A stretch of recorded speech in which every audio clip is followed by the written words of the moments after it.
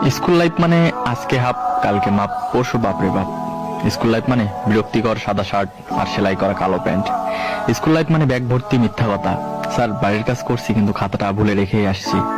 Sir বিশ্বাস করেন গতকাল আমার পেটে ব্যথা ছিল তাই স্কুল আসতে পারিনি। সত্যি স্যার এটা আমার অভিভাবকের সাইন। স্কুল লাইফ মানে একদল হারামি বন্ধু, তখন প্রেম মানে বুঝতাম A+S। আর এই কাহিনী আমার হারামি বন্ধুরা শুনলে আমার অবস্থা শেষ। আর রবীন্দ্রনাথ যদি আমাদের তৈরি জাতীয় সঙ্গীত শুনতেন তাহলে নিজেকে নোবেল পাওয়ার অযোগ্য মনে করতেন। শপথ মানে নিজে অন্যায় করব, অন্যের অন্যায়কে প্রশ্রয় দেব। স্যারদের নিকনেম গুলো শুনলে হয়তো তারা তখনই চাকরি ছেড়ে চলে যেতেন। আমার এক একটা বন্ধু ছিল ক্লাস ফাঁকি দেওয়ার উপর PhD করা। নিজেকে অনেক বড় সন্ত্রাস মনে করতাম যখন আমি স্কুলে না আসা সত্ত্বেও আমার হাজিরা অন্য কেউ দিয়ে দিত। স্যারও আমাকে মারছে। স্যার কিছু না বলার পরে তাকে মারার পরে পানিশমেন্ট হিসেবে কান ধরে দাঁড়িয়ে থাকা।